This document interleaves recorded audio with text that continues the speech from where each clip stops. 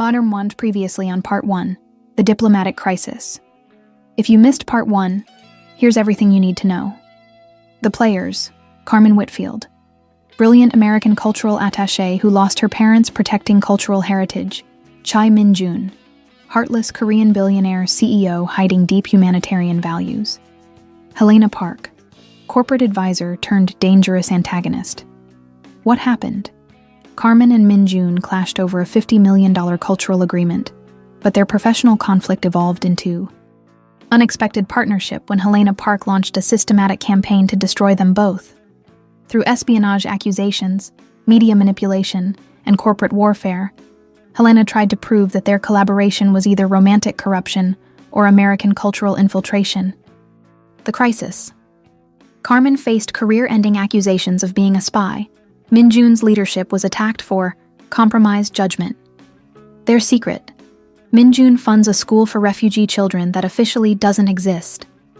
Their weapon: complete transparency that exposed Helena's lies. Part 1 ended with victory in a high-stakes video conference with Korean intelligence and Washington officials. Helena's network was exposed, their partnership was validated, and their transparency strategy became international diplomatic policy. But Helena's final words were chilling. Some games have been in motion for years, waiting for the right catalyst. Now, the real battle begins. Surviving professional warfare was only the beginning. When the attacks shift from public accusations to private betrayal, can a partnership built on trust survive the kind of intimate destruction designed to turn allies into enemies? The most dangerous enemy isn't the one trying to destroy your career, it's the one targeting your heart. Welcome to Part 2, where everything Carmen and Min-jun fought to protect faces the ultimate test. Professional victory means nothing if personal trust doesn't survive what's coming next. If you haven't read Part 1, you can find it in our previous video. But this summary should be enough to jump right into the heartbreaking conclusion of the most intense diplomatic love story ever told. Get ready for corporate boardroom meltdowns, airport goodbyes, impossible choices, and an ending that proves some partnerships are worth fighting across any distance. The story continues. Now. The Che Group boardroom at midnight resembles a war room abandoned by retreating armies. Empty coffee cups scattered across mahogany surfaces, legal documents strewn like battle plans that failed execution, and the kind of hollow silence that follows devastating corporate defeats. Min-jun sits alone in his executive chair, still wearing his suit from the video conference 12 hours earlier, staring at resignation letters from 3 board members who've decided that supporting him isn't worth the political cost. The victory over Helena's espionage accusations feels Pyrrhic when measured against the collateral damage. Media speculation about his inappropriate relationship with Carmen dominates Korean business news. Shareholders demand explanations for irregular corporate philanthropy, and the refugee school faces closure as education authorities escalate regulatory pressure in retaliation for international embarrassment. Sujin enters the boardroom carrying a leather portfolio that contains either salvation or additional catastrophe. Her usual professional composure shows stress fractures. 28 hours of crisis management have exhausted even her extraordinary capacity for protecting Min-jun from consequences of principled leadership.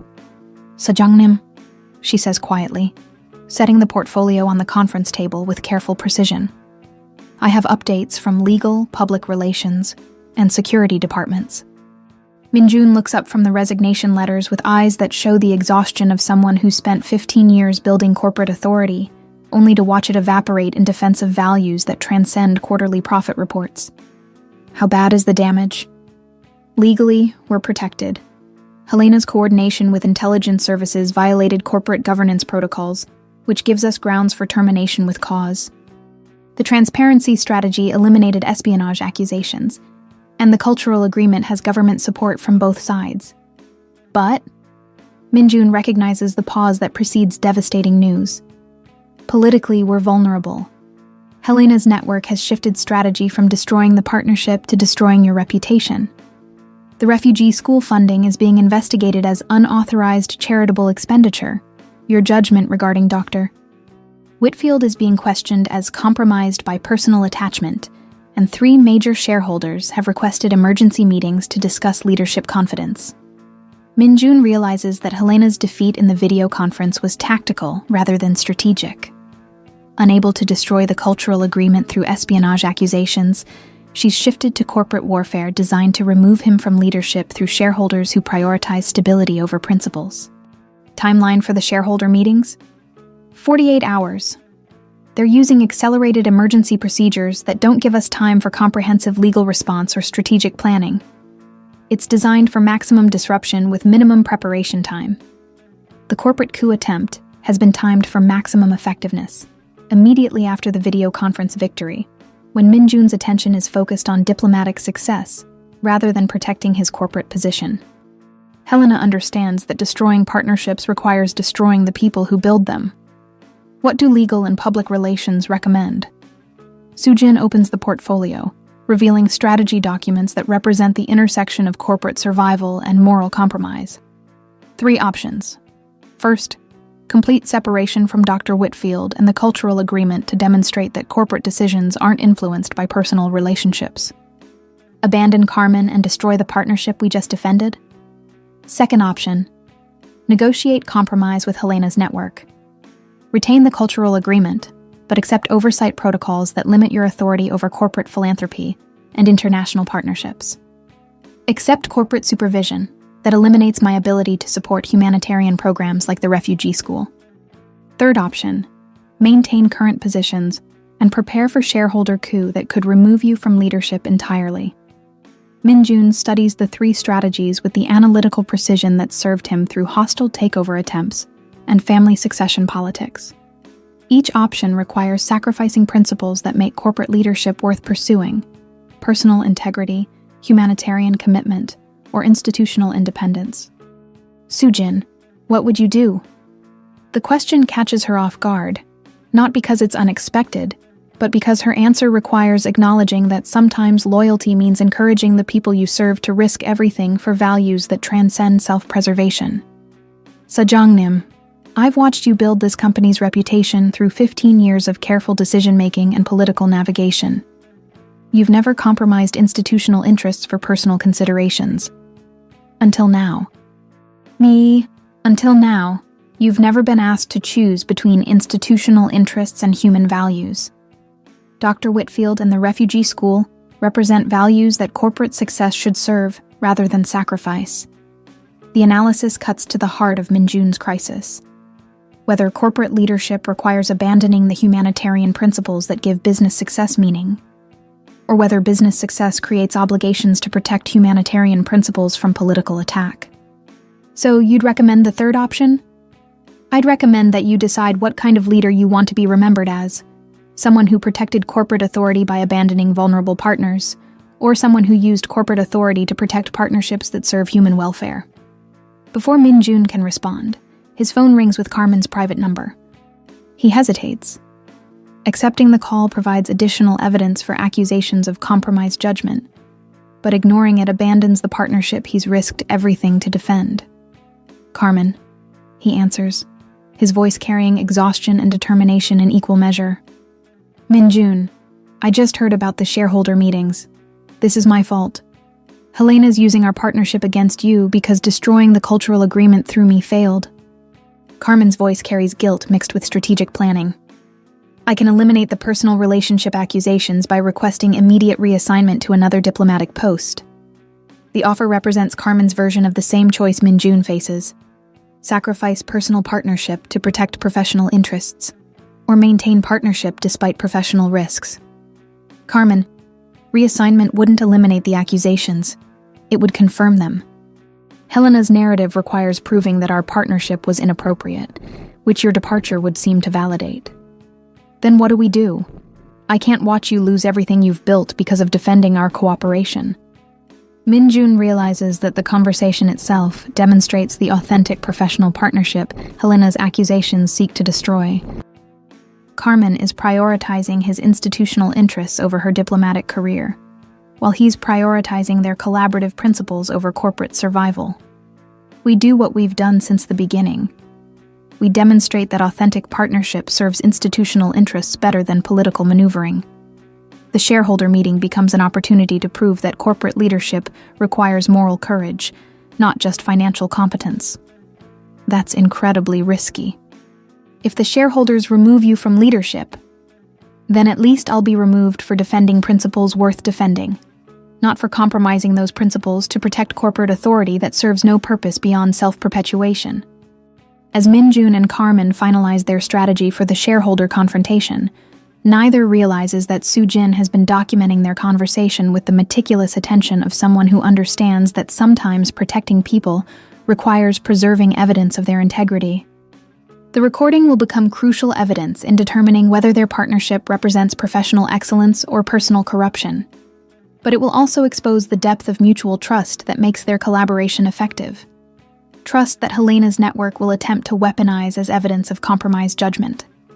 After Carmen hangs up, Min-jun turns to Soo-jin with the decisive energy of someone who's chosen risk over safety. Schedule a company-wide meeting for tomorrow morning before the shareholder session. If we're going to defend partnership principles, we'll do it transparently with full employee knowledge of the stakes involved. Sejangnim. Company-wide meetings before emergency shareholder sessions typically signal either major announcements or leadership crises. The media attention will give us the opportunity to present our position directly, rather than allowing Helena's network to control the narrative through corporate rumors and selective leaks. Soo-jin recognizes that Min-jun has chosen the most dangerous possible strategy: complete transparency that either validates their partnership decisively or destroys his corporate career publicly. There will be no private defeat or quiet resignation. What do you want the employees to know? Everything. The cultural agreement, the refugee school funding, the accusations against Dr. Whitfield, Helena's coordination with security services, and the shareholder pressure designed to eliminate corporate support for humanitarian principles. The decision to eliminate corporate privacy represents Min-jun's final gambit, making the employee-based stakeholders in the moral choices that will determine the company's future. If corporate leadership requires community support, then the community deserves complete information about the principles being defended. As Soo-jin prepares for the most transparent corporate communication in Che Group history, Min-jun stares out at Seoul's midnight skyline and realizes that tomorrow will determine whether Korean business culture can evolve to embrace international partnership and humanitarian responsibility, or whether traditional authority structures will eliminate leaders who prioritize principles over political safety. The refugee school children sleeping 3 miles away represent the stakes involved in corporate decisions that transcend quarterly reports. Success means creating precedents that protect vulnerable communities through corporate social responsibility. Failure means abandoning humanitarian commitments to preserve institutional authority that serves no purpose beyond self-preservation. The most dangerous game in corporate leadership isn't between competing business strategies. It's between people who believe that business success creates moral obligations and those who believe that moral obligations compromise business success. Tomorrow, Min-jun will discover whether transparency and principled leadership can survive the kind of corporate warfare designed to eliminate inconvenient integrity. But what neither Min-jun nor Carmen knows as they prepare for institutional battle is that Helena's final strategy doesn't depend on shareholders or media manipulation. It depends on destroying the personal trust that makes their professional partnership possible. And she's already set that destruction in motion through methods that will test whether their relationship can survive the kind of intimate betrayal that turns allies into enemies with surgical precision. And if you're finding yourself rooting for Carmen and Min-jun's partnership against all odds, subscribe to see whether transparency and trust can survive the corporate and diplomatic warfare designed to tear them apart. The most dangerous battles happen when principles collide with power. The Four Seasons Hotel Seoul's executive lounge at 2 a.m. exists in the netherworld between night and morning, its floor-to-ceiling windows overlooking a city that never quite sleeps. Helena Park sits in a leather armchair with her laptop open, coordinating the final phase of her campaign against Min-jun and Carmen, with the methodical precision of someone who's learned that destroying careers requires patience, timing, and the willingness to use any weapon available. Park Soo-jin enters the lounge carrying a recording device and a manila folder that contains 15 years of documented evidence. Employee evaluations where Helena systematically undermined competent colleagues. Financial records showing her coordination with competitors to weaken Che Group's market position, and communications revealing her role in 3 previous corporate crises that eliminated executives who questioned her authority. Helena Sunbae. Soo-jin says, settling across from her with the careful deference of someone who's learned to mask investigation behind institutional loyalty. Helena looks up from her laptop with the satisfied expression of someone whose strategic planning has reached culmination. Tomorrow's shareholder meeting will determine whether Min-jun survives corporate leadership, but tonight's conversation will determine whether he deserves survival. Soo-jin, thank you for meeting me. I know you're concerned about tomorrow's outcome, but I want to assure you that regardless of leadership changes, your position with the company is secure. Helena's voice carries the condescending warmth of someone offering protection that requires betrayal as payment. Soo-jin activates the recording device with subtle movements perfected through weeks of documenting Helena's conversations. I appreciate that assurance, but I'm more concerned about the company's future direction than personal job security. Of course. That's why I wanted to discuss Min-jun's recent behavior patterns with someone who observes his decision-making daily. Helena leans forward with predatory attention. You've seen how his judgment regarding Dr. Whitfield has affected corporate priorities. The leading question is designed to extract criticism of Min-jun's partnership with Carmen, but Soo-jin recognizes the trap being constructed. Helena needs insider testimony to validate her accusations of compromised leadership. Sejong-nim's judgment regarding the cultural agreement has been consistent with company values and long-term strategic interests. Soo-jin replies carefully. But his personal investment in defending Dr. Whitfield goes beyond normal business partnership protocols. You've observed their interactions, the private meetings, the emotional responses to criticism, the willingness to risk corporate reputation for diplomatic cooperation. Helena's tone suggests she already knows damaging information that requires confirmation rather than discovery.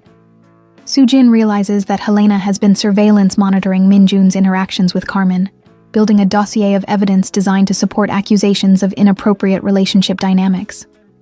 The question is whether that evidence represents accurate observation or selective interpretation designed to serve predetermined conclusions. Helena Sunbae, could you clarify what you mean by emotional responses? I've observed professional partnership that includes mutual respect and trust, but not emotional responses that compromise business judgment. Helena's smile could cut glass. Soo-jin, I understand your loyalty to Min-jun, but loyalty shouldn't blind you to behavior patterns that threaten institutional interests. His defense of Dr. Whitfield during the Arts Council confrontation, his public challenge to Korean cultural authorities, his willingness to risk shareholder confidence for diplomatic partnership, these actions demonstrate emotional investment that exceeds professional necessity. The accusation contains truth mixed with manipulation. Min-jun's defense of Carmen demonstrated emotional investment, but Helena's interpretation transforms professional integrity into personal corruption. Soo-jin understands that her response will be used either to support or undermine Min-jun's corporate survival. I've observed dedication to principles and partnership, not emotional compromise of business judgment. Sejong-nim's support for the cultural agreement serves company interests in international cultural authority and humanitarian reputation. Helena produces her laptop, displaying photographs and meeting transcripts that reveal comprehensive surveillance of Min-jun and Carmen's partnership. The evidence shows not just public interactions, but private conversations, personal moments, and communications that suggest intimate knowledge of their relationship dynamics. Soo-jin, look at this evidence objectively. Private dinners where business discussions evolve into personal conversations, synchronized responses to external pressure that suggest emotional rather than strategic coordination, public defense of each other that risks professional reputation for personal protection. Helena's presentation transforms intimate partnership evidence into corporate liability documentation. Soo-jin studies the surveillance evidence with growing understanding of Helena's comprehensive campaign against Min-jun and Carmen. The documentation suggests months of coordinated intelligence gathering designed to weaponize authentic human connection as proof of professional corruption. Helena Sunbae, how did you obtain this surveillance documentation? Corporate security protocols require authorization for employee monitoring, and diplomatic surveillance requires government coordination. The question catches Helena off guard. She expected Soo-jin to focus on the evidence content, rather than questioning collection methods. The hesitation that follows reveals the illegal or unethical techniques used to gather information designed to destroy Min-jun's corporate leadership. The documentation was provided by concerned stakeholders who believe that corporate leadership requires oversight when personal considerations might compromise institutional judgment. Helena replies carefully. Which stakeholders? And what authority did they have for surveillance of corporate executives and foreign diplomats? Sujin's questions reveal legal knowledge that Helena didn't anticipate from someone whose role typically involves administrative support rather than strategic analysis.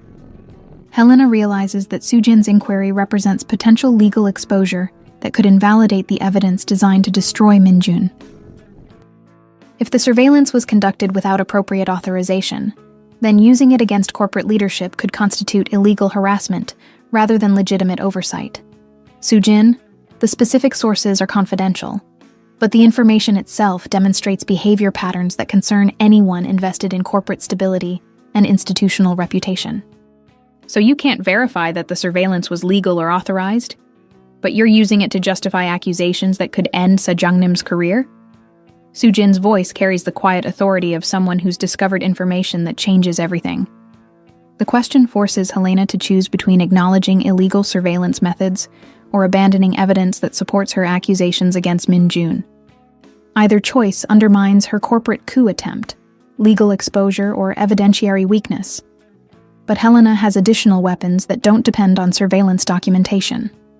Sujin, regardless of how information was obtained, the behavior patterns speak for themselves. Minjun's emotional investment in Dr. Whitfield has compromised his ability to make corporate decisions based on institutional interests, rather than personal considerations. Can you provide specific examples of decisions that served personal interests, rather than institutional interests? Sujin asks, her recording device capturing Helena's response for legal analysis. Helena activates her laptop, displaying financial records that show the refugee school funding, alongside other corporate charitable expenditures. The Namsan Foundation School receives funding that exceeds normal philanthropic parameters, without board approval or legal oversight. This represents unauthorized resource allocation driven by Minjun's personal humanitarian interests, rather than corporate social responsibility protocols. The accusation contains partial truth.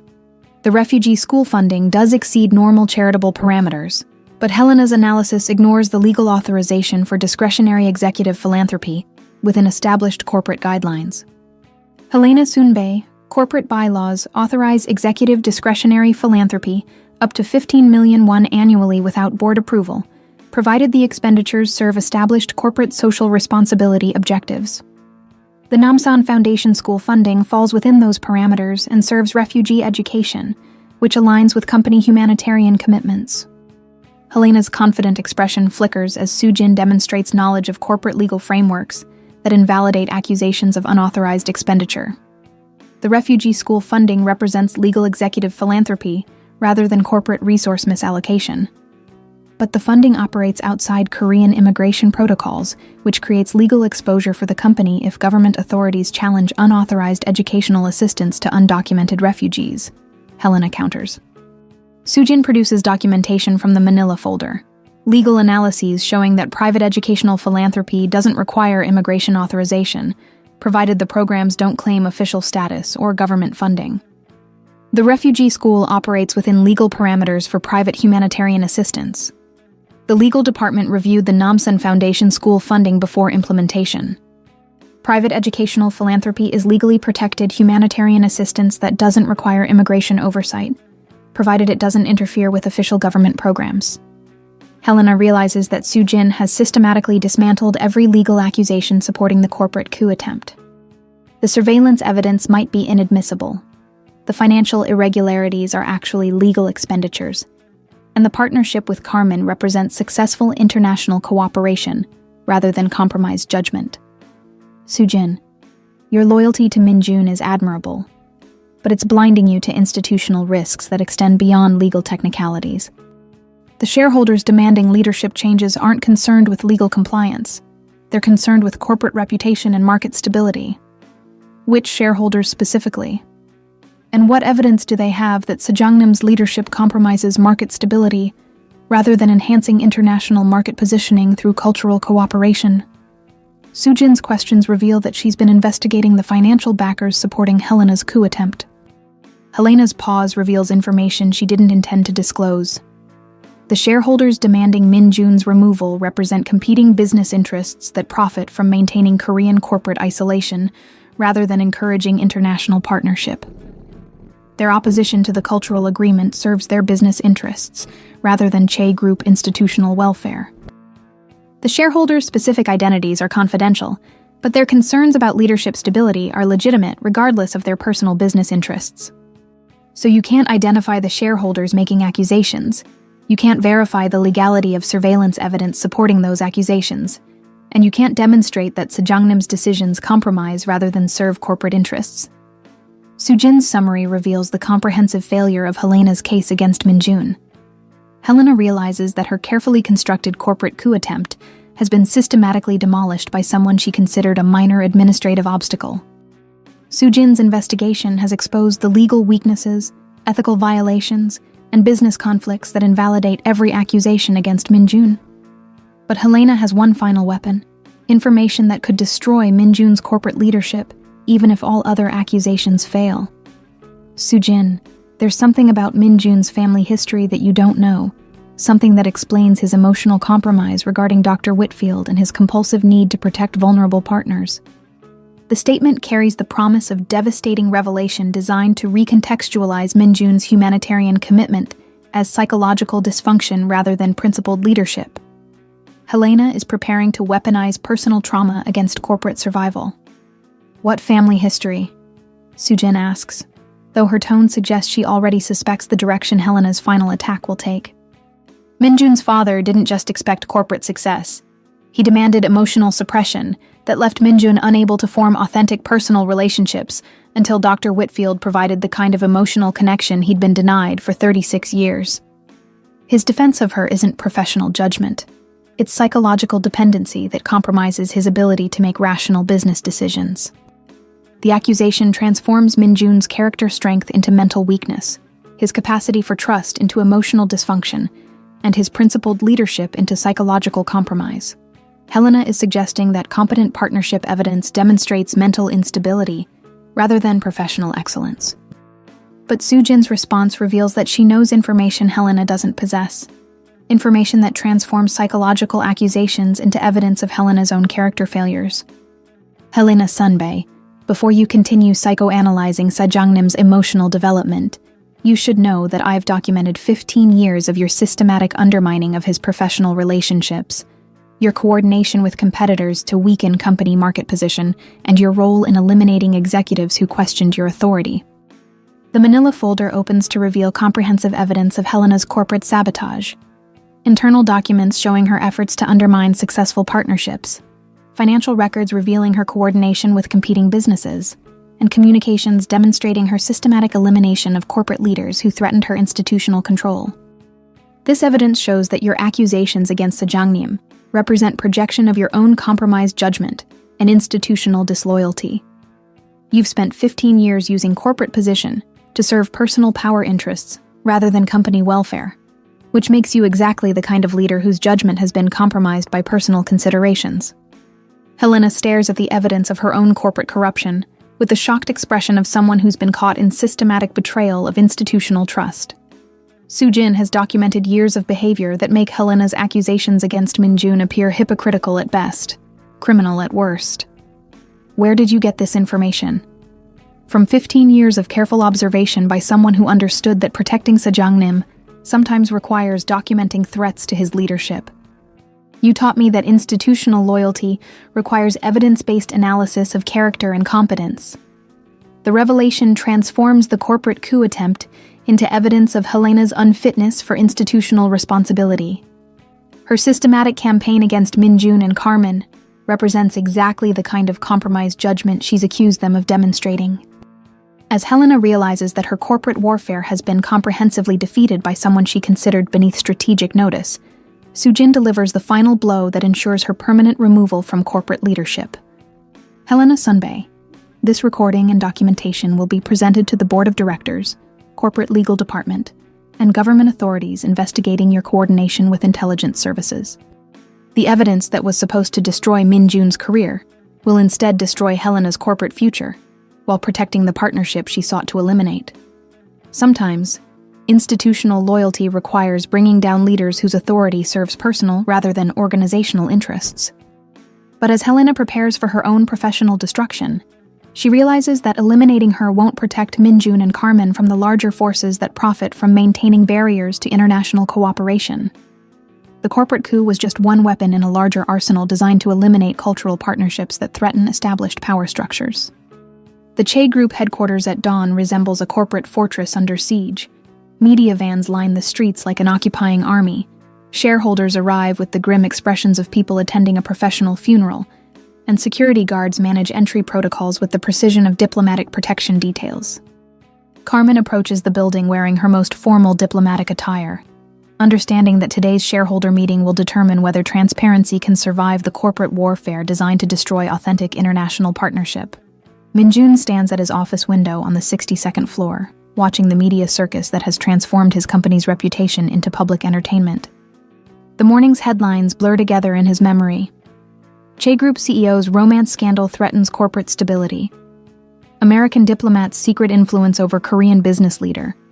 Cultural agreement or cultural corruption. Each story represents Helena's network successfully weaponizing personal connection as evidence of professional incompetence. Park Soo-jin enters carrying legal documents that represent either salvation or additional catastrophe. Helena's resignation letter, board meeting protocols that will govern today's corporate coup attempt, and media statements prepared for multiple scenarios of leadership transition. Her usual professional composure shows stress fractures that reveal 28 hours of crisis management beyond normal human endurance. "Sajangnim," she says quietly, setting the documents on his desk with careful precision. Helena's resignation is effective immediately.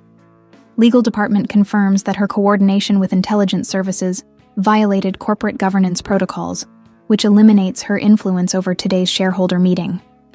Minjun examines Helena's resignation letter with the analytical precision of someone who's learned that corporate victories often conceal strategic retreats. This feels too convenient. Helena doesn't abandon campaigns when they're reaching culmination. She escalates them. The surveillance evidence Soo-jin documented makes Helena legally vulnerable to criminal prosecution for corporate espionage and unauthorized intelligence cooperation.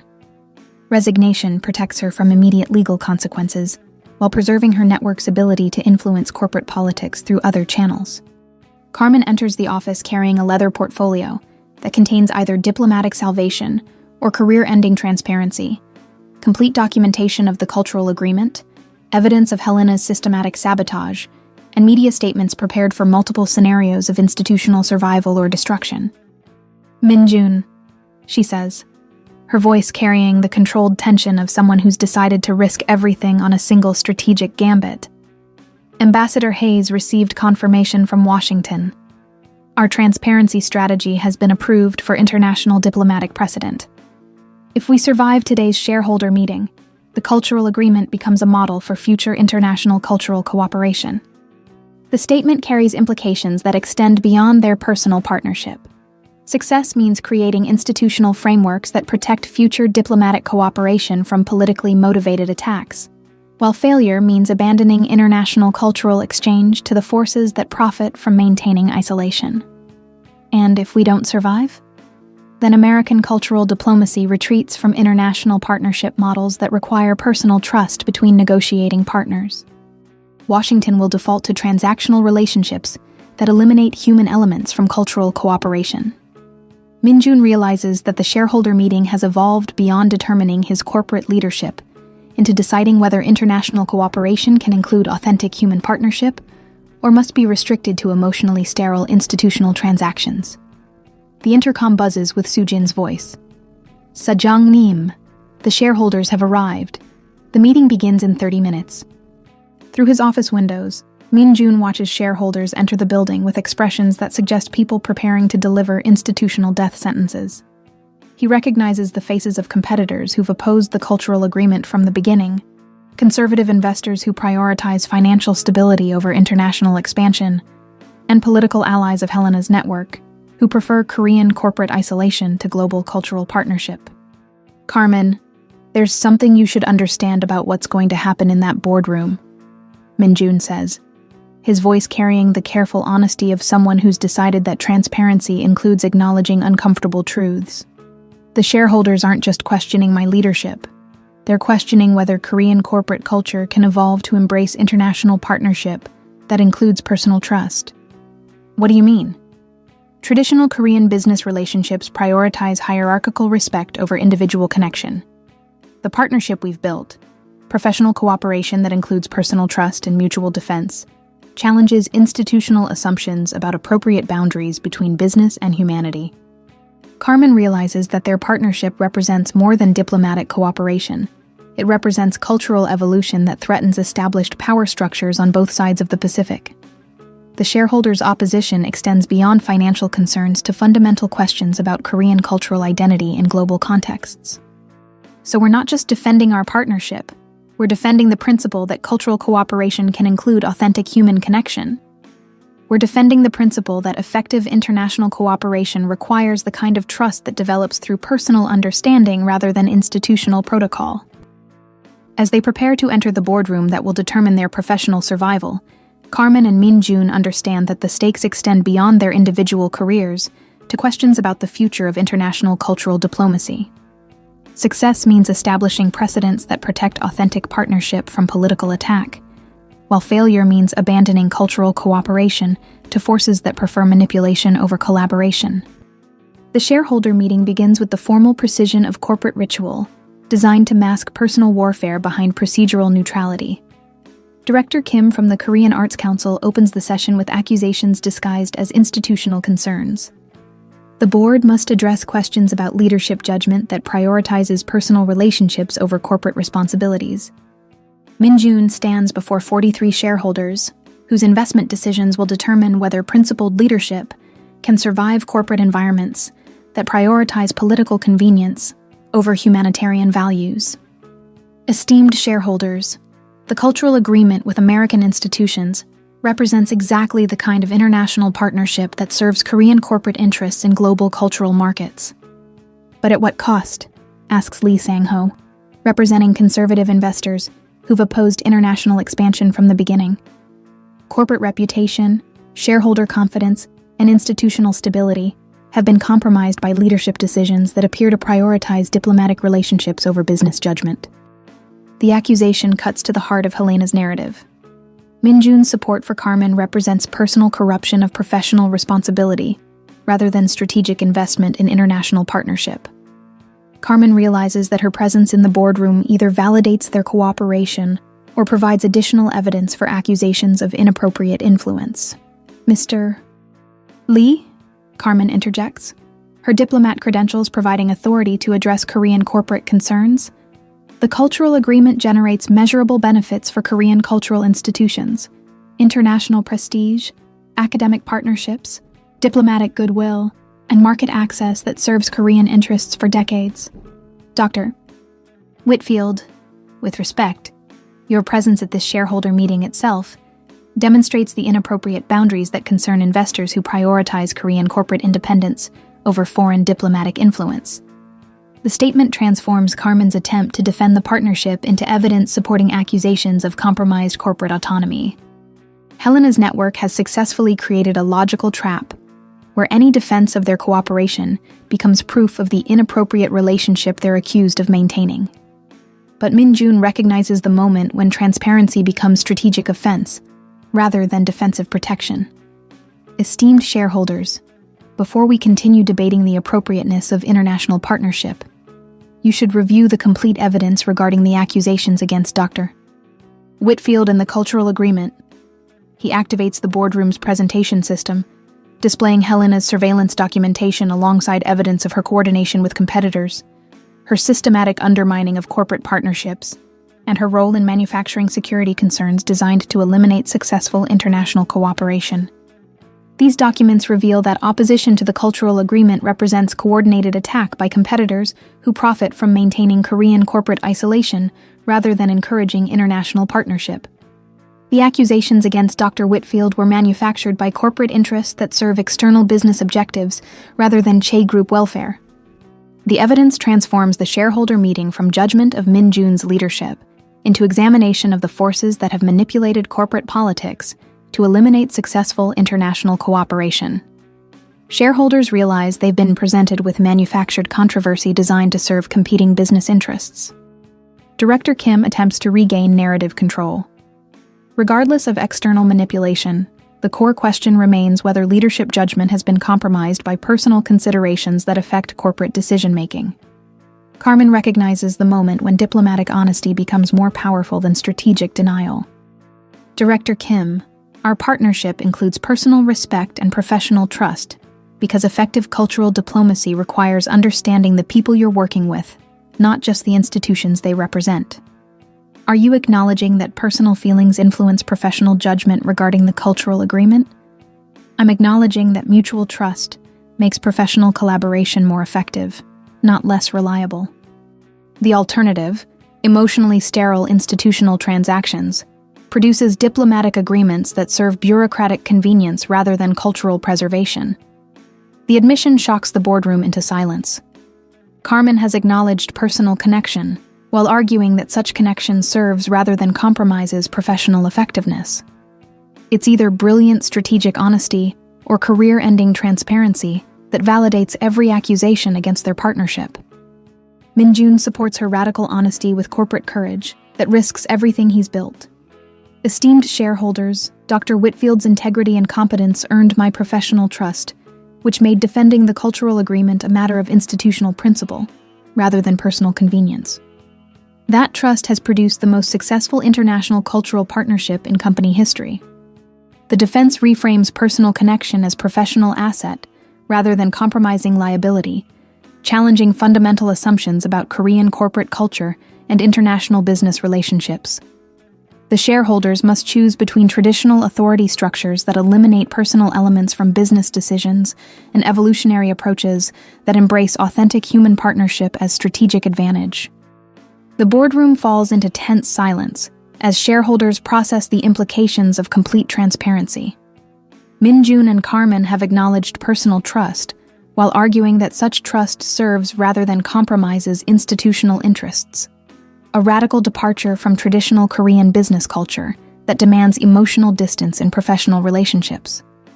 Young-suk, Min-jun's mother, rises from her seat with the regal authority of someone who built the Che Group's cultural reputation through decades of strategic decision-making. Her words will carry weight that could determine the vote's outcome. Esteemed shareholders, she begins, her voice carrying the gravitas of family patriarch and corporate founder. I have observed my son's leadership for 15 years. Never has he compromised company interests for personal convenience. The cultural agreement represents the same strategic vision that built this company, calculated risk for long-term competitive advantage. Her intervention shifts the boardroom dynamics from accusations of compromised judgment to recognition of strategic leadership that serves institutional interests through principled decision-making. The family matriarch's support validates Min-jun's approach while challenging shareholders to choose between fear-based isolation and growth-oriented international engagement.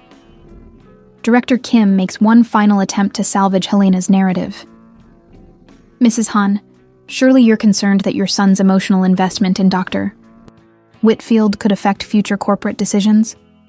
I'm concerned that Korean business culture might reject the kind of authentic international partnerships that will determine our competitive success in global markets, Young-suk replies.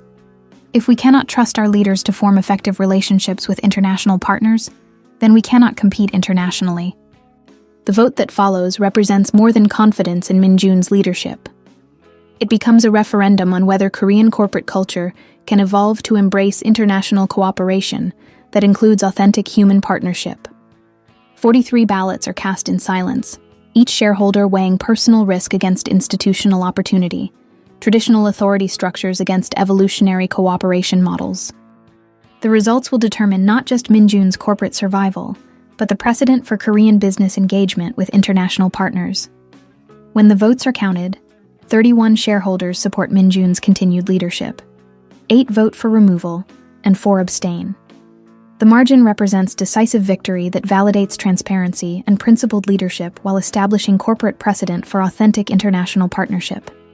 But as shareholders exit the boardroom and media reports celebrate corporate transparency triumph, neither Min-jun nor Carmen realizes that their public victory has made them targets for forces that prefer destroying careers through personal betrayal rather than professional warfare. The most dangerous attack on their partnership is yet to come, one that will test whether personal trust can survive the kind of intimate sabotage that turns allies into enemies through methods that cannot be defended against with transparency or institutional support.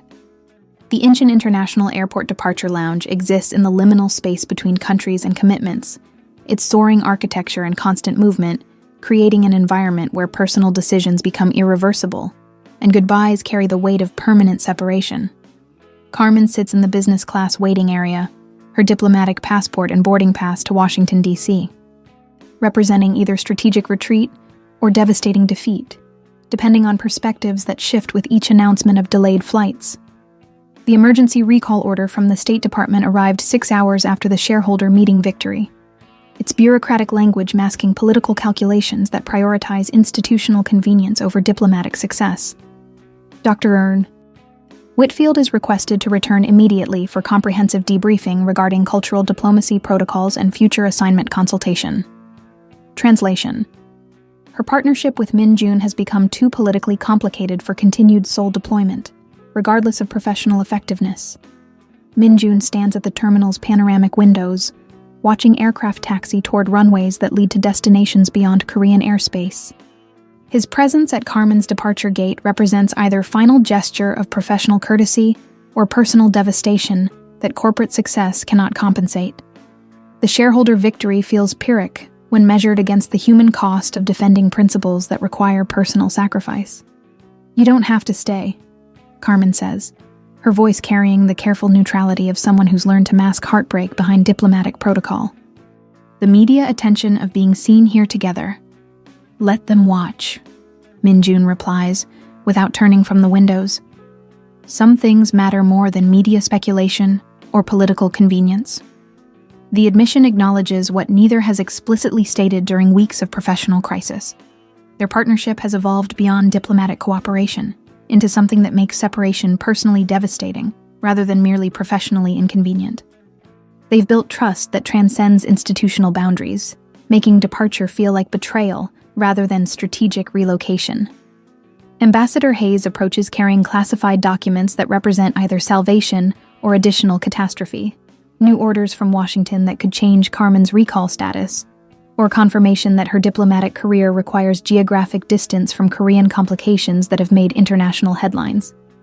"Carmen," he says, settling beside her with the weary expression of someone who's spent 36 hours managing diplomatic crisis through phone calls with Deputy Secretary Morrison. "I have updates from Washington that might interest you." She examines the classified folder with analytical precision that served her through negotiations from Bogota to Brussels, recognizing that diplomatic documents delivered at airport departure gates typically contain either miraculous reprieve or devastating finality. "The recall has been modified," Hayes continues. "Washington has decided that your transparency strategy represents innovative diplomatic methodology that should be documented and disseminated rather than discouraged. You're being reassigned to the Cultural Diplomacy Innovation Program as Senior Policy Advisor for International Partnership Protocols. The promotion represents professional validation that transforms recall from punishment into recognition, but it also means permanent departure from Seoul and termination of the partnership that made innovative diplomacy possible. Success becomes indistinguishable from separation." Min Jun turns from the windows with an expression that suggests he's overheard enough of the conversation to understand its implications. "Congratulations, Carmen.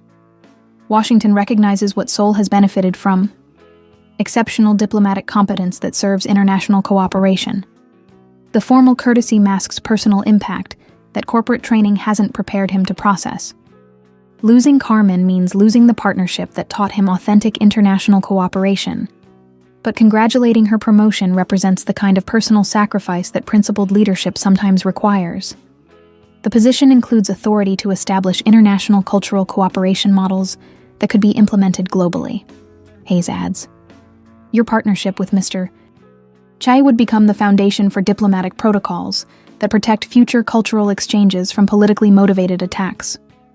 Carmen realizes that accepting the Washington promotion means transforming her personal partnership with Min Jun into institutional template that could protect other diplomats and international partners from the warfare they've survived. Their collaboration could serve humanitarian purposes beyond their individual careers. But institutional service requires personal sacrifice that makes professional success emotionally hollow. How long before the new assignment begins? Immediately. The flight to Washington cannot be delayed without affecting program implementation timelines that involve multiple international partners. The bureaucratic urgency eliminates opportunity for gradual separation or careful personal closure. Carmen must choose between professional advancement that serves global diplomatic interests and personal partnership that has redefined her understanding of effective cultural cooperation. Min-jun approaches with the decisive energy of someone who's made strategic decisions under pressure throughout his corporate career. Carmen, there's something I need to say before Washington claims your complete attention. He produces a small package wrapped in traditional Korean paper, hanji, that represents the cultural bridge-building motif that has defined their partnership from their first confrontation at the National Museum to today's departure gate separation. This is the music box from the original cultural agreement proposal, he says as she opens the package. The Aztec artifact reproduction that was supposed to represent American cultural heritage, shared with Korean institutions. Carmen recognizes the symbolic weight of the gift. The music box represents not just the cultural agreement they defended, but the personal trust that made professional partnership effective, despite political attacks designed to destroy international cooperation. Min-jun, I can't accept. You can and you will, because it represents something that transcends diplomatic assignments and corporate positions. The partnership we built serves principles that continue regardless of geographic separation. The music box begins playing a melody that combines traditional Korean and Native American musical elements, creating harmony from cultural difference in ways that mirror their diplomatic collaboration. The sound attracts attention from other departure lounge passengers, but neither Carmen nor Min-jun notice the audience for their personal goodbye. The refugee school will continue operating? Carmen asks, her concern for the children they protected revealing the humanitarian values that made their partnership meaningful beyond professional necessity. With increased funding and legal protection, Min-jun confirms. The transparency strategy you developed will protect vulnerable programs from political attack while ensuring they serve community needs rather than corporate image management. The commitment represents Min-jun's promise that their collaborative principles will survive separation, serving humanitarian objectives that transcend individual careers or personal relationships. Their partnership becomes legacy that protects others. Ambassador Hayes checks his watch with the precision of someone managing diplomatic schedules that cannot accommodate personal considerations. Carmen, boarding begins in 15 minutes. Security clearance for classified materials requires additional processing time. The announcement forces final decision between professional advancement and personal partnership, institutional service and individual connection. Carmen must board the flight that represents career success, while abandoning the human relationship that redefined her understanding of effective diplomacy. She stands with the decisive energy of someone who's learned that some choices define character more than career advancement. Ambassador, I need 5 more minutes for personal closure that serves diplomatic effectiveness. Hayes recognizes the diplomatic language that transforms personal needs into professional requirements, providing official authorization for private conversation that violates normal protocol timing. Sometimes, institutional flexibility serves institutional interests. Carmen turns to Min-jun with words that could represent either goodbye or commitment that transcends geographic separation. The Cultural Diplomacy Innovation Program will require field testing of partnership protocols. Seoul would provide ideal laboratory conditions for developing international cooperation models. The statement suggests that accepting the Washington promotion might not eliminate their partnership, but could institutionalize it as official diplomatic methodology that serves global cultural cooperation. Professional advancement becomes mechanism for personal continuity. Min-jun understands the diplomatic language that masks personal hope behind institutional planning. The Che Group would be honored to serve as Korean partner for international cultural diplomacy innovation that benefits global cooperation. The formal response acknowledges that their partnership could continue through official channels that protect it from political attack while serving humanitarian objectives that transcend individual careers. Professional relationship becomes institutional commitment. Final boarding call for United Airlines Flight 892 to Washington, D.C. Final boarding call. Carmen gathers her diplomatic materials with movements that suggest someone accepting inevitable separation while maintaining hope for future reunion. The partnership that began with cultural disagreement has evolved into mutual trust that survives institutional demands requiring temporary sacrifice. Min-jun, she says, her voice carrying emotions that diplomatic training hasn't prepared her to manage professionally. Some partnerships transcend geography and assignment changes. The work we started continues regardless of where Washington assigns me. Carmen, he replies, using her given name with the intimacy that developed through weeks of shared crisis and mutual defense. Some principles are worth protecting across any distance. The cultural agreement was never about artifacts. It was about proving that authentic cooperation serves human welfare better than political convenience. The goodbye that follows represents not ending, but transformation. Personal partnership becoming institutional methodology that serves global diplomatic objectives while preserving the human connection that made effective cooperation possible. As Carmen boards the aircraft that will carry her to Washington assignment and Min-jun returns to Seoul corporate responsibilities, neither fully understands that separation will test their partnership in ways that proximity couldn't challenge. Distance becomes opportunity to prove that authentic trust survives institutional pressures designed to eliminate inconvenient human connections from professional relationships. And 6 months after Carmen's departure to Washington, Seoul's winter transforms the city into a study of contrasts. Glass towers reflecting snowfall that softens industrial edges, traditional architecture emerging from concrete forests, like cultural memories preserved against modernization. Min-jun stands in his renovated office, now stripped of corporate ostentation and redesigned to reflect the humanitarian principles that have redefined his leadership philosophy since the cultural agreement crisis. The Namsan Foundation School has expanded into 3 facilities serving 128 refugee children. Its success documented in international reports that cite the Seoul model as exemplary corporate social responsibility that serves community welfare without compromising business effectiveness. Min-jun's transparency strategy has been adopted by 6 other Korean corporations, creating precedent for humanitarian leadership that strengthens rather than weakens competitive positioning. Park Soo-jin enters carrying documents that represent either validation or devastating news. Communication from Washington regarding the Cultural Diplomacy Innovation Program, progress reports on international partnership protocols, and personal correspondence that has arrived through official diplomatic channels rather than private communication. Sajongnim, she says, setting the materials on his desk with careful precision that suggests significant developments. We've received formal communication from the U.S. State Department regarding Dr. Whitfield's program implementation. Min-jun examines the official correspondence with analytical attention that's been sharpened by 6 months of managing international cultural cooperation without Carmen's diplomatic expertise. Her absence has made him acutely aware of how much their partnership contributed to his effectiveness as both corporate leader and humanitarian advocate. The Cultural Diplomacy Innovation Program has been approved for global implementation, Soo-jin continues. Seoul has been selected as the primary testing location for new international partnership protocols, with the Che Group designated as the preferred Korean institutional partner.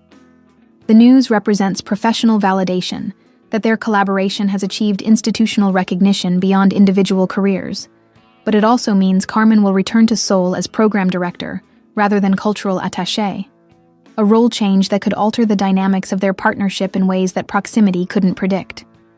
Implementation timeline? 3 months, Dr. I. Whitfield will arrive in Seoul to establish program headquarters and begin field testing of partnership protocols that could be implemented globally. The program includes diplomatic immunity for all participants and institutional protection from political interference. Min-jun realizes that Carmen's return represents opportunity to rebuild their partnership on more secure institutional foundations. But it also means testing whether 6 months of separation has preserved or compromised the personal trust that made professional collaboration effective. His phone buzzes with an encrypted message from a number he recognizes immediately. Min-jun, I hope Seoul is treating the refugee school well. Washington has been educational, but I miss working with partners who prioritize principles over politics. Looking forward to resuming our collaboration. Carmen. The message arrives with perfect timing. Personal communication that acknowledges professional development, while revealing that geographic separation hasn't eliminated the connection that made their partnership meaningful beyond institutional requirements. Min-jun responds with equal care. Carmen, Seoul has learned much from the transparency strategies we developed. The refugee school serves as proof that corporate leadership can embrace humanitarian values without compromising competitive effectiveness. Seoul looks forward to your return and continued collaboration. Min-jun.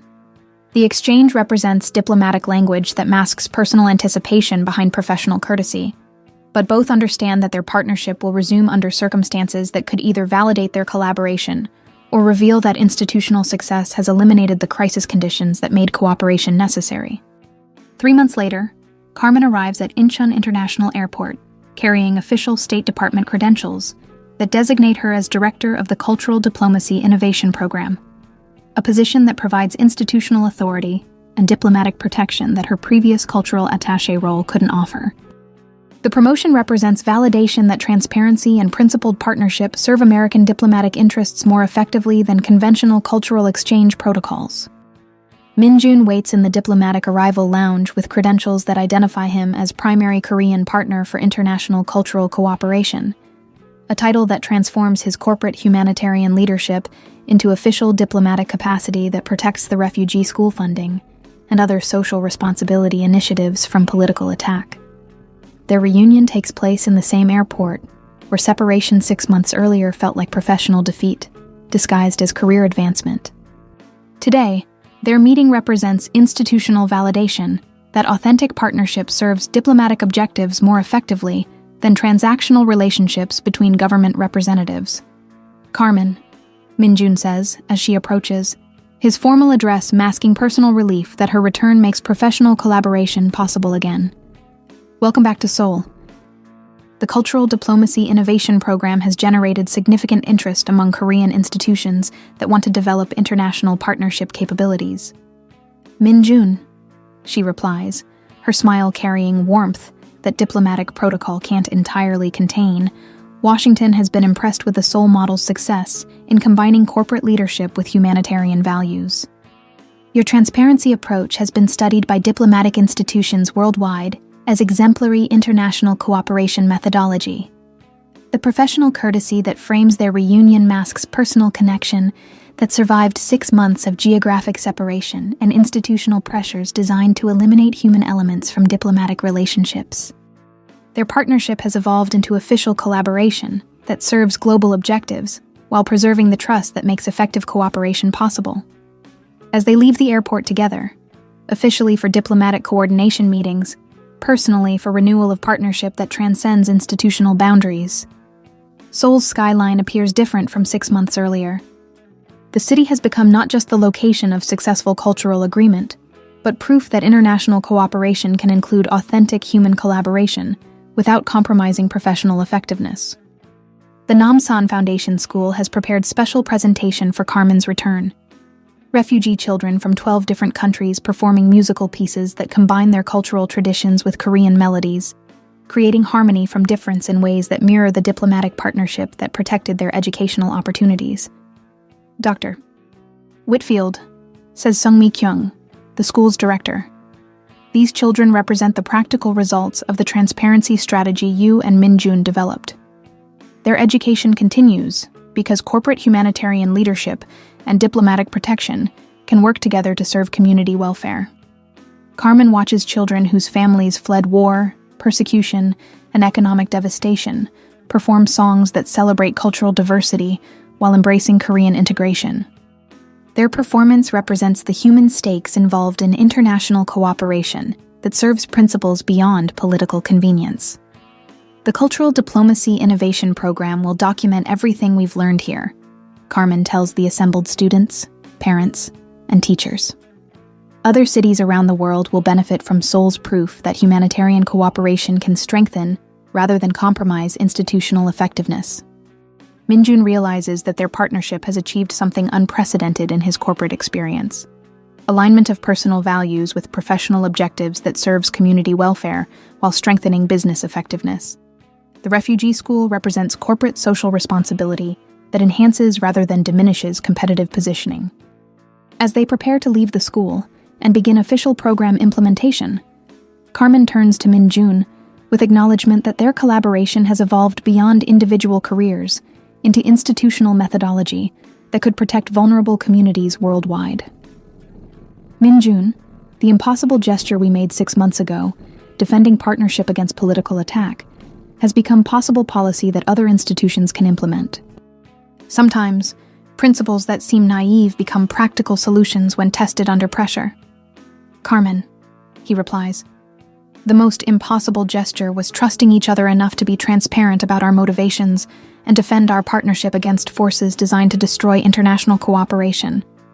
That trust has become the foundation for diplomatic protocols that could protect future collaboration from political warfare.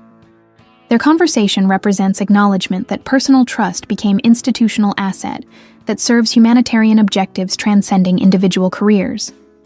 The partnership that began with cultural disagreement has evolved into proof that authentic human collaboration strengthens rather than weakens professional effectiveness.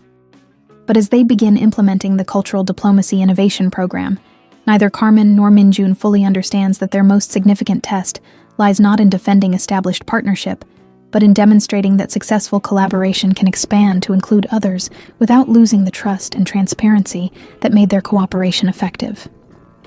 The impossible gesture of 6 months ago, choosing principles over political safety, has become possible policy. Now they must prove that institutional success can preserve the human values that made success meaningful, or risk transforming authentic partnership into bureaucratic process that serves administrative convenience rather than humanitarian principles. The most dangerous test of authentic cooperation isn't surviving external attack.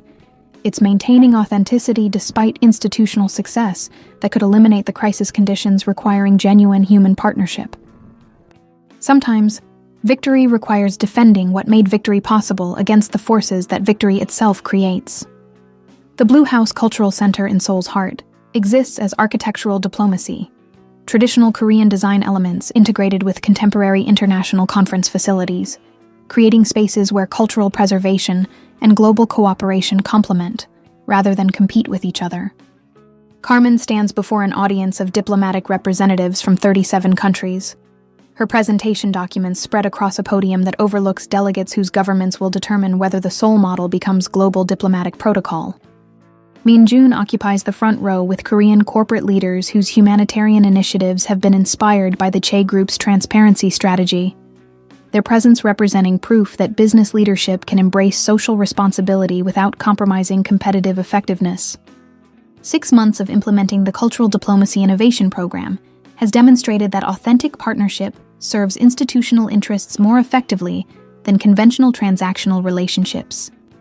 Esteemed delegates, Carmen begins, her voice carrying the authority of someone whose diplomatic innovations have been validated through practical results. The Seoul model represents paradigm shift in international cultural cooperation, from institutional transaction to authentic human partnership that serves humanitarian objectives while strengthening diplomatic relationships. The presentation that follows documents their journey from cultural agreement crisis to institutional methodology. Helena's attempted sabotage through espionage accusations, the transparency strategy that transformed political attack into diplomatic innovation, the refugee school expansion that proves corporate social responsibility can enhance rather than diminish business effectiveness, and the partnership protocols that protect future international cooperation from politically motivated warfare. The key innovation, Carmen continues, is recognizing that cultural diplomacy requires cultural understanding, which develops through personal trust between partnering representatives. Eliminating human elements from international cooperation produces bureaucratic efficiency that serves administrative convenience rather than cultural preservation. Director Kim from the Korean Arts Council, the same official who questioned Carmen's cultural competency 6 months earlier, now serves as testimonial witness to the Seoul model's effectiveness. His presence represents institutional evolution from xenophobic suspicion to embrace of international partnership that serves Korean cultural authority through global cooperation. Dr. Whitfield's approach initially concerned Korean cultural institutions, Kim acknowledges. We questioned whether American diplomatic methods respected Korean cultural autonomy. Experience has demonstrated that authentic partnership serves Korean interests more effectively than isolated preservation of cultural authority. The admission represents personal and institutional transformation that validates Carmen and Minjun's strategic transparency. Opposition based on cultural paranoia has evolved into support for cooperation models that protect cultural authenticity through international collaboration rather than defensive isolation. Ambassador Hayes observes from the diplomatic section with satisfaction that transforms career-threatening crisis into professional vindication. The Cultural Diplomacy Innovation Program has attracted international attention that positions American cultural diplomacy as global leadership in humanitarian cooperation, rather than political manipulation, disguised as cultural exchange. The program's most significant achievement, Hayes notes during his presentation segment, is proof that diplomatic partnerships can include personal trust and mutual respect without compromising professional objectivity. Human connection enhances, rather than undermines institutional effectiveness when properly managed through transparency protocols. Minjun approaches the podium with corporate authority that has been redefined through 6 months of humanitarian leadership that serves business objectives while protecting community welfare. His presentation will determine whether Korean business culture can officially embrace international partnership that includes authentic human collaboration. Honorable delegates, Minjun begins. The Che Group's experience demonstrates that corporate social responsibility and business effectiveness complement rather than compete with each other. The refugee school funding has enhanced company reputation, attracted international partnerships, and demonstrated Korean humanitarian leadership that serves both business interests and community welfare. The corporate testimony validates diplomatic methodology through practical business results that shareholders can measure in quantifiable terms. Minjun's success proves that principled leadership can survive competitive business environments while serving humanitarian objectives that transcend quarterly profit reports. But the presentation is interrupted by information that threatens to undermine everything they've built. News reports revealing that Helena Park has been arrested for corporate espionage and coordination with foreign intelligence services designed to undermine Korean international partnerships. Her network's systematic campaign against the cultural agreement represented not just personal rivalry, but organized effort to eliminate Korean cooperation with American institutions. Ladies and gentlemen, Carmen says, addressing the commotion that follows Helena's arrest announcement. This development validates, rather than undermines, the Seoul model's effectiveness. Transparent partnership protocols provided protection against politically motivated attacks that conventional diplomatic secrecy couldn't prevent. The revelation transforms Helena's earlier accusations into evidence supporting Carmen and Minjun's approach. Her coordination with intelligence services to manufacture espionage concerns demonstrates that conventional diplomatic privacy creates vulnerability that transparency eliminates through accountability. Minjun supports Carmen's analysis with corporate perspective. Helena's arrest confirms that opposition to international partnership served external political objectives rather than Korean institutional interests. The transparency strategy protected legitimate cooperation from illegitimate interference. The delegates process implications of Helena's espionage activities. If diplomatic partnerships can be manipulated by hostile intelligence services, then transparency becomes security measure rather than bureaucratic inconvenience. The Seoul model provides protection that conventional diplomatic protocols cannot offer. The Seoul model's transparency requirements, Carmen explains, eliminate the shadows where politically motivated attacks develop. Complete documentation, public accountability, and institutional oversight prevent the kind of manipulation that Helena's network attempted to implement. French Ambassador Marie Dubois raises the question that concerns every diplomatic representative present. Dr. Whitfield, while transparency provides security benefits, how do we maintain diplomatic confidentiality that protects sensitive international negotiations? The question addresses the fundamental tension between diplomatic effectiveness and security requirements. Carmen's response will determine whether the Seoul model can be adapted to diplomatic contexts that require confidentiality for legitimate purposes, rather than political manipulation. Ambassador Dubois, the Seoul model distinguishes between legitimate diplomatic confidentiality and political secrecy used to avoid accountability.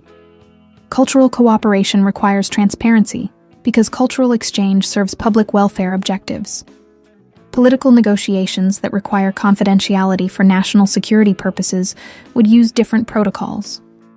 The distinction provides framework for implementing transparency selectively.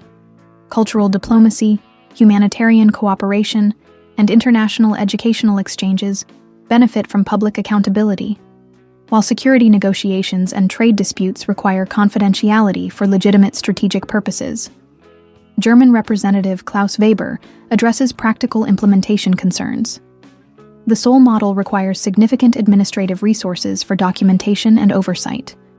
How do we ensure that transparency requirements don't create bureaucratic barriers to effective cooperation? Min Jun responds from corporate experience.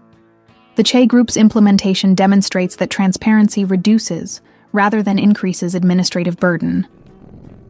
Clear documentation eliminates disputes, public accountability prevents manipulation, and institutional oversight creates trust that accelerates rather than delays decision-making.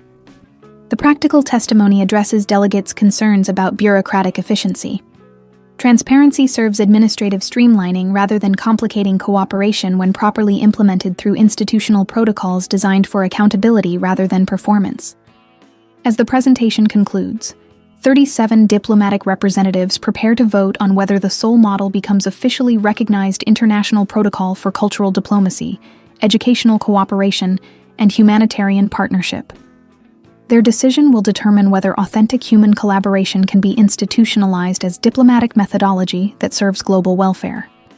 The vote that follows represents more than diplomatic policy. It becomes referendum on whether international cooperation can evolve to embrace authentic human partnership while maintaining institutional effectiveness and security requirements. 28 delegates vote to adopt the Seoul model as optional protocol for cultural and humanitarian diplomacy. 6 vote against implementation, and 3 abstain pending further evaluation. The margin represents decisive victory that establishes authentic partnership as legitimate diplomatic methodology protected from political attack through transparency requirements.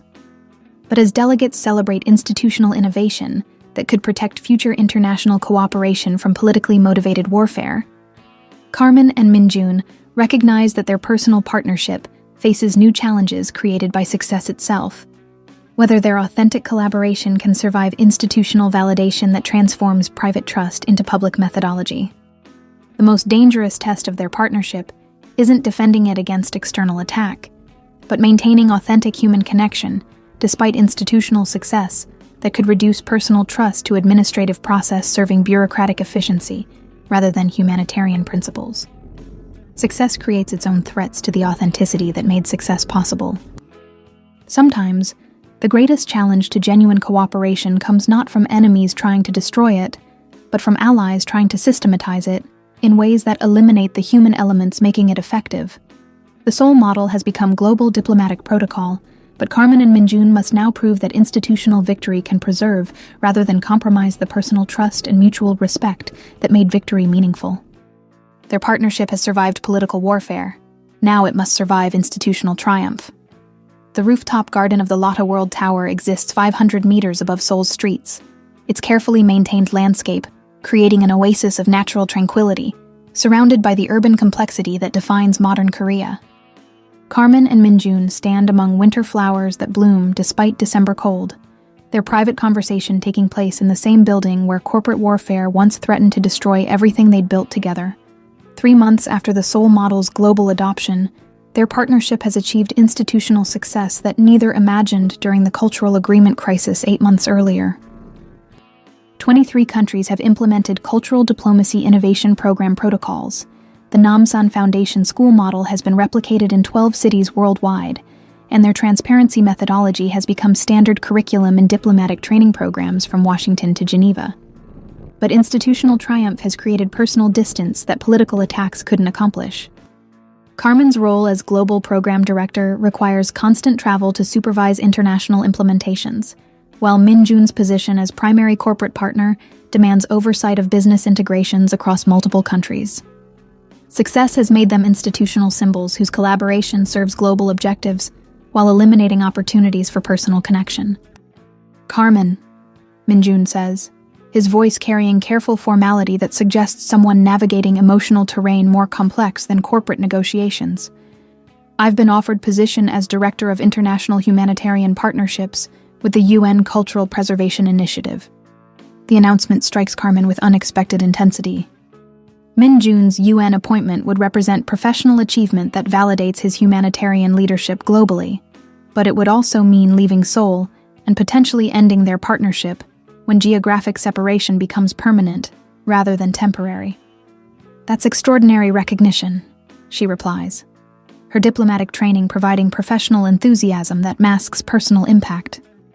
The UN position would allow you to implement the Seoul model globally while protecting vulnerable communities through institutional humanitarian cooperation. It would also mean leaving Seoul permanently. The position requires residency in Geneva, with oversight responsibilities that extend to 37 countries implementing humanitarian business partnerships. Carmen realizes that Min Jun's UN appointment represents choice between personal partnership and global humanitarian service, exactly the kind of decision that their collaboration has prepared them to make, based on principles rather than convenience. But understanding the choice intellectually doesn't eliminate its emotional complexity. When would the position begin? 6 months. Enough time to transition corporate responsibilities and establish succession protocols for the refugee school programs. Min Jun's voice carries resignation, mixed with anticipation. Carmen, there's something else. The UN position includes authority to select cultural diplomacy partners for international implementation oversight. The implication becomes clear.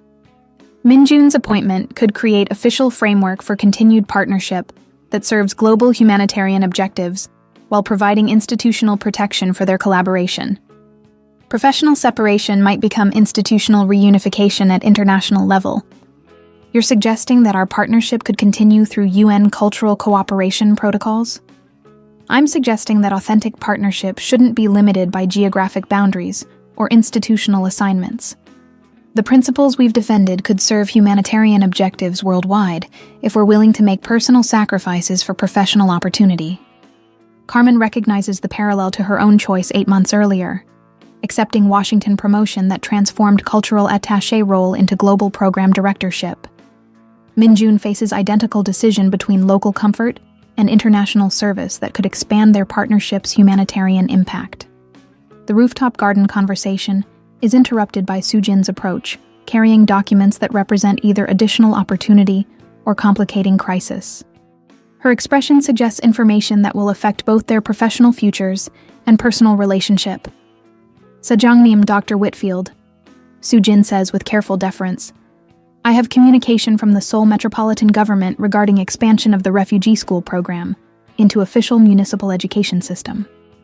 The documents reveal Seoul's decision to institutionalize refugee education as city policy, providing government funding and legal protection that eliminates dependence on private corporate philanthropy. The Namsan Foundation School's success has convinced municipal authorities that refugee integration serves Korean interests more effectively than immigration restriction. The official program will serve 500 refugee children through 12 educational facilities, with full government funding and legal protection, Soo-jin explains. The Seoul Metropolitan Government credits the transparency methodology developed through your partnership as enabling successful integration policy. Min Jun realizes that his refugee school initiative has achieved institutional permanence that no longer requires his personal oversight or corporate funding. Success has made his humanitarian leadership expendable, while validating the principles that motivated the original private funding. Sajangnim, Soo-jin continues, the municipal government has requested that you serve as senior advisor for international humanitarian business integration, a position that would coordinate corporate social responsibility programs throughout Seoul, while maintaining your UN appointment responsibilities. The offer provides framework for Min Jun to serve both local and international humanitarian objectives, but it also means managing complex institutional relationships that could compromise the authenticity making his leadership effective. Success creates its own bureaucratic complications. Carmen recognizes that institutional validation of their collaborative principles creates opportunities for expanded service while potentially eliminating the personal partnership that made effective cooperation possible. Success forces choice between maintaining authentic collaboration and maximizing institutional impact. Min Jun, the UN position represents extraordinary opportunity to implement humanitarian business integration globally. Seoul's municipal success provides proof that the principles we've defended can serve community welfare through institutional policy rather than private initiative. But institutional policy implementation doesn't require the kind of personal partnership that made our collaboration effective, Min-jun replies. Bureaucratic cooperation serves administrative efficiency, not humanitarian innovation that requires authentic trust between individual representatives. The observation addresses fundamental tension between institutional success and personal authenticity. Their partnership achieved global recognition because it included human elements that conventional diplomatic cooperation eliminates through professional protocol designed for emotional distance. Carmen faces decision that parallels Min-jun's UN choice, whether to accept promotion to Director of Global Cultural Integration with authority over international implementations, or maintain current Seoul assignment that provides personal partnership while limiting global humanitarian impact. Carmen, there's something I need to say before institutional obligations eliminate opportunity for personal honesty, Min-jun says, with decisive energy that suggests someone who's made strategic choice under pressure. The partnership we've built transcends professional cooperation. It has become personal trust that serves humanitarian objectives more effectively than institutional protocols. The admission acknowledges what both have carefully avoided stating explicitly. Their collaboration has evolved beyond diplomatic necessity into personal connection that makes professional separation emotionally devastating rather than merely logistically inconvenient. Min-jun, Carmen replies, her diplomatic composure showing stress fractures that reveal human emotion beneath professional courtesy. Institutional success shouldn't eliminate the human elements that made success possible. Our partnership works because it includes personal trust and mutual respect, not despite those elements. The acknowledgement represents mutual recognition that authentic cooperation requires authentic human connection, precisely what institutional protocols are designed to eliminate through professional distance that serves administrative convenience rather than effective collaboration. So the question becomes whether we choose global institutional impact or personal partnership that serves humanitarian objectives through authentic cooperation, Min-jun says. We can't maintain both without compromising either institutional effectiveness or personal authenticity. Carmen realizes that their success has created impossible choice between maximizing humanitarian impact through institutional service and preserving authentic partnership that made humanitarian innovation possible. Victory forces decision between expanding success and maintaining the values that created success. But before either can verbalize their choice, Soo-jin produces additional documents that transform their dilemma into unexpected opportunity. Sejong-nim, Dr. Whitfield, I have proposal from the International Committee of the Red Cross regarding establishment of global cultural preservation and humanitarian integration initiative. The ICRC proposal offers framework for continued partnership that serves international humanitarian objectives while providing institutional protection for authentic collaboration. Their success could become foundation for global organization dedicated to protecting vulnerable communities through cultural diplomacy and business integration. The position would require co-directorship based in Geneva, with authority over cultural preservation programs, refugee integration initiatives, and humanitarian business partnerships in 63 countries, Soo-jin explains. The ICRC specifically requests partnership leadership based on the Seoul model's demonstrated effectiveness. The offer provides solution to their impossible choice: international humanitarian service that preserves rather than eliminates personal partnership while maximizing global impact of their collaborative principles. Professional advancement becomes mechanism for personal continuity rather than separation. Carmen and Min-jun exchange glances that carry 8 months of shared crisis, mutual defense, and authentic trust that survived political warfare designed to destroy international cooperation. Their partnership has evolved from diplomatic necessity into personal connection that serves humanitarian objectives transcending individual careers. Carmen, Min-jun says, some partnerships transcend institutional assignments and geographic limitations. The principles we've defended could serve vulnerable communities worldwide if we're willing to maintain authentic cooperation, despite institutional pressures designed to eliminate personal elements from professional relationships. Min-jun, she replies, some choices define whether success serves human welfare or administrative convenience. Our partnership has proven that authentic human collaboration strengthens rather than weakens institutional effectiveness when properly implemented through transparency and mutual accountability. Their decision represents choice between institutional success that eliminates personal partnership and global humanitarian service that preserves authentic cooperation while maximizing community welfare impact. Sometimes, the most important professional choice is maintaining the human values that make professional success meaningful. As Seoul's winter evening settles over the rooftop garden and city lights begin illuminating urban complexity that has defined their partnership's development, Carmen and Minjun prepare to make decisions that will determine whether authentic international cooperation can survive institutional triumph designed to transform personal trust into bureaucratic process. The most dangerous enemy of authentic partnership isn't political attack. It's institutional success that eliminates the human elements making cooperation effective, while claiming to preserve collaborative principles through administrative efficiency. Victory requires defending what made victory possible against the forces that victory itself creates. Their partnership has survived espionage accusations, corporate warfare, media scandal, and political interference.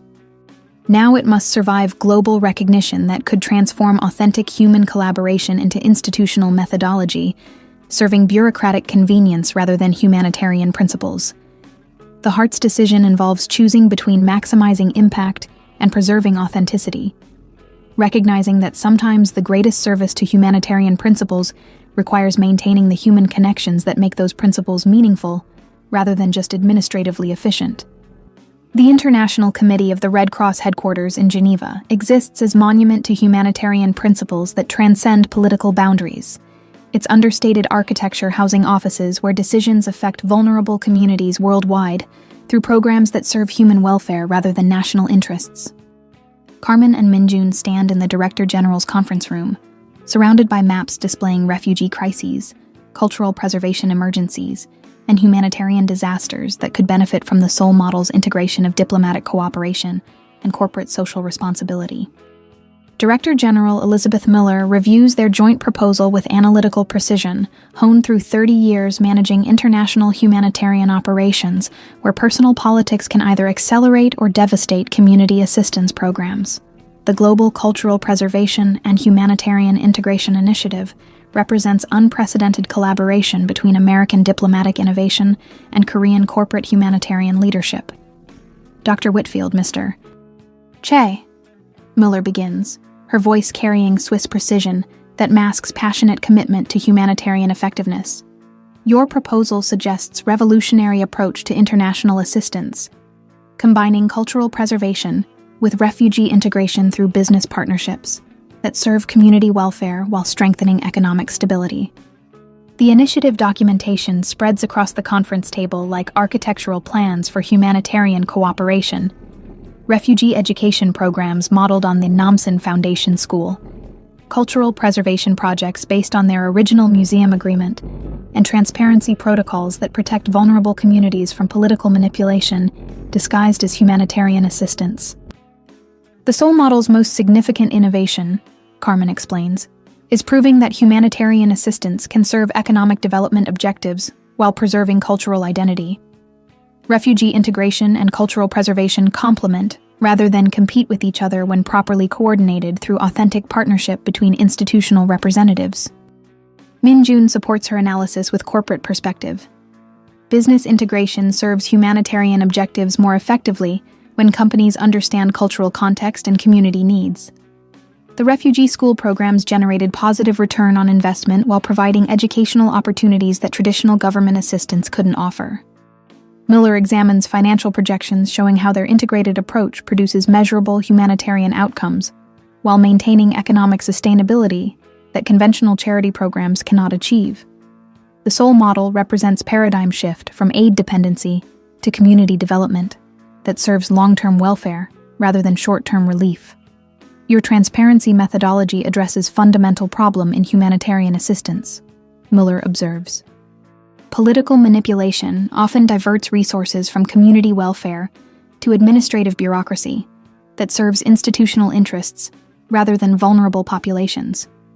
Complete documentation eliminates opportunities for such manipulation. The observation validates their strategic transparency as humanitarian protection, rather than administrative burden. Political attacks on their partnership represented exactly the kind of manipulation that their methodology prevents through accountability requirements that serve community welfare. Director General, Carmen continues, the initiative would establish field offices in 12 countries initially, focusing on regions where refugee crises intersect with cultural preservation needs. Syria, Afghanistan, Myanmar, South Sudan, locations where displaced communities require both immediate assistance and long-term integration support that preserves cultural identity while enabling economic participation. The global scope represents ambitious expansion of principles tested in Seoul's relatively stable environment to crisis zones where political volatility makes conventional humanitarian assistance targets for manipulation by hostile forces. Success would validate their approach under most challenging possible conditions. Min-jun addresses implementation challenges. Corporate partnerships in crisis zones require security protocols and political risk assessment that stable environments don't demand. However, transparency methodology provides protection against accusations of corporate exploitation disguised as humanitarian assistance, concerns that prevent many businesses from participating in crisis response. The corporate perspective acknowledges practical obstacles while demonstrating how their collaborative approach could attract business participation in humanitarian assistance by providing political protection through accountability requirements that eliminate exploitation opportunities. Miller's assistant enters carrying urgent communication that could affect their proposal's consideration. International humanitarian operations require constant adjustment for developing crises that change political calculations regarding resource allocation and program priorities. Director General, the assistant reports, we've received confirmation that the European Union has approved emergency funding for refugee integration programs that implement transparency and corporate partnership protocols. The timing suggests coordinated international support for the Seoul model's expansion. The announcement transforms their proposal from experimental initiative to supported international policy with institutional backing that provides implementation resources. European Union approval indicates broader international recognition that their approach serves humanitarian objectives more effectively than conventional assistance programs. Dr. Whitfield, Mr. Che, Miller says with decision-making authority that reflects decades of experience implementing humanitarian programs under impossible conditions, the ICRC is prepared to establish the Global Cultural Preservation and Humanitarian Integration Initiative with joint directorship and initial funding for implementation in 6 countries. The approval represents professional validation that transforms their partnership from diplomatic innovation into international humanitarian leadership, with authority over programs affecting millions of vulnerable community members worldwide. But institutional triumph creates personal challenge that success in Seoul couldn't predict. Co-directorship of international humanitarian organization requires geographic stability in Geneva, while maintaining authentic partnership despite institutional pressures designed to eliminate personal elements from professional collaboration. The position includes residential requirements in Geneva with extensive international travel for field program oversight, Mueller explains. Co-directorship means shared decision-making authority and mutual accountability for program effectiveness across multiple cultural and political contexts. Carmen and Min-jun exchange glances that carry recognition of opportunity and challenge in equal measure. International humanitarian leadership represents culmination of 8 months developing collaborative principles under political attack, but it also means testing whether authentic partnership can survive institutional success that could transform personal trust into administrative process. Director General, Min-jun says, we accept the appointment with understanding that effective humanitarian assistance requires authentic cooperation between cultural representatives who prioritize community welfare over administrative convenience or political advantage. Dr. Whitfield, Miller inquires, awaiting Carmen's confirmation of joint commitment to international humanitarian leadership that will test their partnership under conditions that Seoul's relative stability couldn't challenge. Director General, Carmen replies, authentic international cooperation serves humanitarian objectives more effectively than institutional protocols designed for administrative efficiency. Our partnership has demonstrated that personal trust enhances, rather than compromises, professional effectiveness when properly managed through transparency and mutual accountability. The commitment represents mutual recognition that their collaboration has evolved from diplomatic necessity into personal partnership that serves humanitarian principles transcending individual careers or institutional assignments. They're choosing global service that preserves rather than eliminates authentic human cooperation.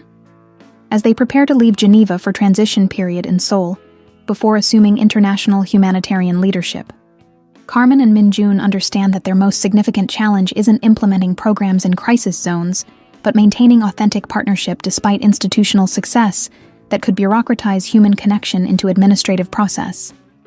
3 weeks later, they return to Seoul for final transition meetings with Korean institutions that will continue implementing transparency protocols in their absence.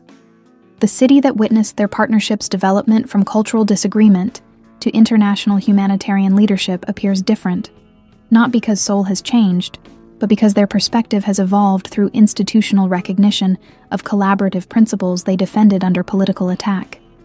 The Namsan Foundation School hosts farewell celebration that includes refugee children from 15 countries whose education continues through Seoul metropolitan government funding that no longer requires private corporate philanthropy. Their success has made their personal involvement unnecessary, while validating humanitarian principles that motivated original private assistance. Dr. Whitfield Minjun Sunbai, says 12-year-old Fatima, a Syrian refugee whose education began during the corporate warfare crisis 8 months earlier.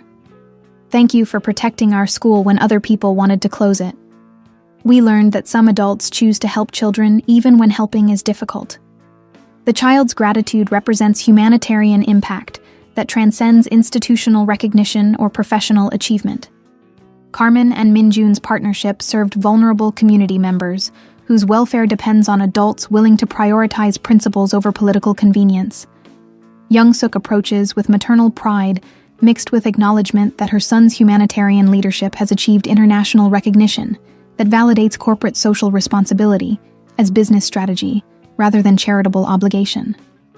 Minjun, she says, using affectionate address that acknowledges family relationship alongside professional achievement. Your partnership with Dr. Whitfield has demonstrated that Korean business leadership can serve global humanitarian objectives while maintaining cultural identity and competitive effectiveness. The family validation represents personal recognition that authentic international cooperation serves Korean interests while embracing global humanitarian responsibility, exactly the balance that their partnership has achieved through transparency and mutual respect. Ambassador Hayes observes the farewell gathering with diplomatic satisfaction that career-threatening crisis has become professional vindication through innovative cultural cooperation that serves American diplomatic objectives while protecting vulnerable communities worldwide.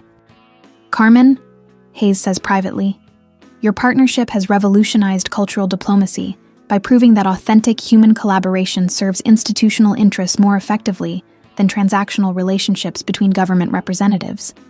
The State Department will implement transparency protocols globally based on your Seoul experience.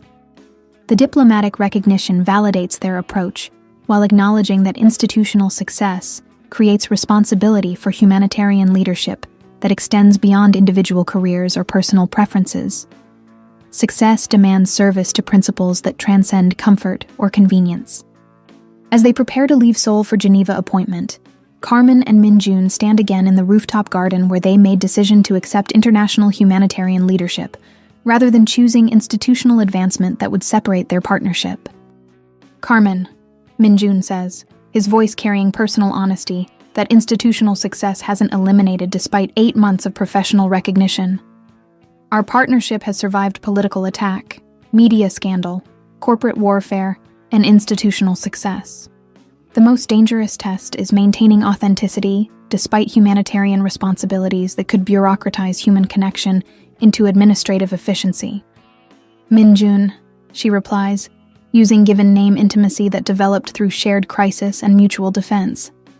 Some partnerships transcend professional necessity to become personal trust that serves humanitarian objectives more effectively than institutional protocols. Our collaboration works because it includes human elements that make cooperation authentic, rather than just administratively convenient. The acknowledgement represents mutual recognition that their partnership has evolved beyond diplomatic necessity into personal relationship that serves humanitarian principles through authentic human collaboration. Professional success hasn't eliminated personal connection. It has validated that authentic cooperation serves institutional objectives more effectively than emotional distance. As Seoul's evening lights illuminate urban complexity that has defined their partnership's development from cultural disagreement to international humanitarian leadership, Carmen and Minjun prepare for global service that will test whether authentic cooperation can survive institutional demands while serving vulnerable communities whose welfare depends on authentic human collaboration rather than bureaucratic efficiency. Their partnership began with cultural preservation and has evolved into humanitarian leadership that serves communities worldwide through principles they defended despite political attack, designed to eliminate international cooperation. Love in its highest form speaks all languages. The language of trust that transcends cultural difference, transparency that eliminates political manipulation, and authentic collaboration that serves human welfare rather than administrative convenience. The most profound love stories aren't just about personal relationship. They're about two people who choose to serve principles larger than themselves while maintaining authentic human connection that makes service meaningful rather than just dutiful. Carmen and Minjun have chosen each other and chosen global humanitarian responsibility, proving that authentic partnership can serve both personal fulfillment and community welfare when properly implemented through transparency, mutual respect, and commitment to human dignity that transcends institutional boundaries. Their story ends where it began, with cultural cooperation that serves human welfare. But now, their collaboration includes personal trust that has survived every test institutional success and political warfare could create. Sometimes the greatest love stories are about partnerships that serve humanity while preserving the human elements that make service authentic, rather than just administratively efficient. Saptor, forever, in any language. Geneva, Switzerland. 1 year later. The Global Cultural Preservation and Humanitarian Integration Initiative headquarters overlooks Lake Geneva with architecture that combines Swiss precision with international accessibility. Its conference rooms hosting video calls with field offices in Damascus, Kabul, Yangon, and Juba, where local staff implement programs serving refugee communities through corporate partnerships that preserve cultural identity while enabling economic integration. Carmen stands before wall-mounted monitors, displaying real-time program statistics. 37,000 refugee children receiving education through business-funded schools, 215 cultural preservation projects, maintaining community heritage during displacement crises, and transparency protocols protecting vulnerable populations from political manipulation in 43 countries implementing the Seoul model. Minjun enters carrying reports that represent either validation or crisis requiring immediate attention. Field assessments from Syria documenting successful integration of displaced communities through cultural preservation programs that maintain identity while enabling economic participation in host countries. Carmen, he says, settling beside her desk with the comfortable familiarity of partnership that has survived every test institutional success and international crisis could create. The Damascus office reports breakthrough success with the Textile Artisan Program. 47 Syrian women have established businesses that preserve traditional weaving techniques while generating income that supports 83 families. The success represents practical validation of their collaborative principles. Cultural preservation serving economic development that enables refugee communities to maintain identity while achieving self-sufficiency rather than aid dependency. The Geneva Cultural Protection Protocols are working exactly as we designed them, Carmen replies, reviewing documentation that proves transparency methodology protects vulnerable communities from political manipulation, disguised as humanitarian assistance. No reports of resource diversion, no complaints of cultural appropriation, and 93% community satisfaction ratings across all program locations. Their partnership has achieved institutional recognition that transforms personal collaboration into global humanitarian methodology, serving millions of vulnerable community members worldwide. The Seoul model has become international standard for cultural diplomacy that preserves human dignity while enabling practical integration. But institutional triumph hasn't eliminated the personal connection that made professional cooperation effective. Carmen and Minjun work with the synchronized efficiency of people who've learned to trust each other's judgment completely while maintaining individual expertise that serves collaborative objectives. The UN Cultural Heritage Emergency Response Team has requested our methodology for the Ukraine situation, Minjun reports. 17 museums and 43 cultural sites require protection protocols that preserve heritage while serving displaced communities who've lost access to cultural identity markers. The request represents recognition that their approach serves crisis response more effectively than conventional humanitarian assistance that treats cultural preservation as luxury rather than necessity for community psychological welfare and long-term integration success. We can adapt the Damascus model for Ukrainian implementation, Carmen responds, her strategic planning enhanced by 18 months of field experience that has refined their collaborative methodology. Cultural workshops that preserve traditional crafts while generating income for displaced families, combined with transparency protocols that prevent political exploitation of vulnerable communities. Their conversation represents the kind of professional efficiency that develops when personal trust eliminates need for defensive communication or political maneuvering. They plan humanitarian programs with the confidence of people who understand each other's motivations completely. The secure communication system activates with incoming call from Director General Miller, whose expression carries satisfaction, mixed with concern about expanding their program scope to address Ukrainian crisis while maintaining effectiveness in existing 43 countries. Dr. Whitfield, Mr. Che, Miller begins. The European Union has approved emergency funding for Ukrainian cultural preservation and refugee integration programs based on your methodology. However, expanding to Ukraine means managing humanitarian operations across 44 countries simultaneously. Unprecedented scope for any international organization. The challenge represents opportunity and risk in equal measure. Validation that their approach serves humanitarian objectives effectively enough to warrant massive expansion, but administrative complexity that could compromise the authentic partnership, making their collaboration successful. Director General, Minjun responds. The Seoul model's strength is scalability through local partnership, rather than centralized administration. Ukrainian implementation would use the same transparency protocols and corporate partnership structures that have succeeded in other crisis zones, adapted for local cultural and economic conditions. Carmen supports his analysis. Our methodology works because it serves community needs rather than administrative convenience. Ukrainian expansion means training local staff to implement partnership protocols, not managing programs remotely from Geneva. The approach represents fundamental principle that has made their collaboration effective. Authentic cooperation serves community welfare rather than institutional authority, which means empowering local communities rather than creating dependency on external management. The expansion will require additional co-directorship positions to manage increased scope, Mueller explains. The board has approved creating 4 regional director positions reporting to your joint leadership, with authority over specific geographic areas, implementing adapted versions of the Seoul model. The structural change represents institutional recognition of their partnership's effectiveness, while creating management complexity that could either strengthen or compromise their collaborative methodology, depending on whether new directors embrace authentic cooperation principles. 3 hours later, Carmen and Minjun walk along Lake Geneva's shoreline during the evening break that has become their routine for processing complex decisions, without institutional pressure or administrative urgency.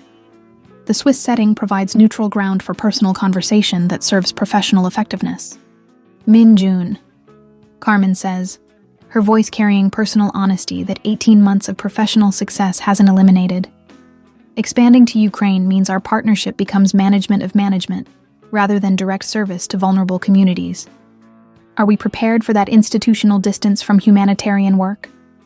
The question addresses fundamental tension between administrative success and authentic service. Whether expanding their program scope serves humanitarian objectives more effectively than maintaining direct engagement with communities whose welfare depends on authentic, rather than bureaucratic cooperation. Carmen, Minjun replies, our partnership has always been about serving principles larger than individual careers or personal preferences. If Ukrainian communities need cultural preservation and economic integration programs, then our responsibility is providing those programs through whatever institutional structure serves community welfare most effectively. The response represents mature recognition that authentic partnership sometimes requires accepting institutional complexity that serves humanitarian objectives rather than personal preference for direct community engagement. Growth means embracing management responsibilities that enable broader service. They pause at the lake's edge where swans navigate between tourist boats and international diplomatic traffic, creating harmony from difference that mirrors their own collaboration's success in combining American diplomatic innovation with Korean corporate humanitarian leadership. The regional directors will implement our methodology in communities we'll never visit personally, Carmen observes. Success means training others to embrace transparency and authentic cooperation principles that we've developed through personal experience of crisis and mutual defense. Which means our partnership's most important achievement isn't the programs we've managed directly, Minjun responds, but the institutional methodology we've created that can serve vulnerable communities through other people's authentic cooperation, rather than depending on our personal involvement. The realization represents evolution from personal partnership to institutional legacy. Their collaboration has created humanitarian methodology that transcends individual careers, while preserving the human values that made their cooperation effective. 6 months later, the Global Cultural Preservation and Humanitarian Integration Initiative operates in 57 countries through regional directors who implement transparency protocols and authentic partnership principles that serve 2 million refugees and displaced communities worldwide. Carmen and Minjun manage global operations from Geneva while maintaining the personal trust and professional integrity that has made their collaboration legendary in humanitarian circles. The Ukrainian programs have achieved remarkable success. 43,000 displaced Ukrainians receiving cultural preservation assistance that maintains identity while enabling economic integration in host countries, with 97% community satisfaction ratings and 0 reports of resource diversion or political manipulation. Carmen, Minjun says during their evening lakeside walk that has become institutional tradition as well as personal routine. Our partnership began with disagreement about museum artifacts and has evolved into global humanitarian methodology that serves communities we've never met personally. Sometimes I wonder if we understand what we've created. We've created proof that authentic human cooperation serves humanitarian objectives more effectively than institutional protocols designed for administrative convenience, Carmen replies. Our personal partnership became professional methodology that preserves human dignity while enabling practical assistance, exactly what vulnerable communities need most. The assessment represents accurate understanding of their achievement. Personal trust that survived political attack has become institutional framework that protects vulnerable communities from the kind of manipulation that conventional humanitarian assistance cannot prevent. As Geneva's evening lights reflect across Lake Geneva and international organizations throughout the city implement various versions of their transparency methodology, Carmen and Minjun represent something unprecedented in diplomatic history. Authentic human partnership that has achieved institutional success while preserving the personal connection that made cooperation meaningful.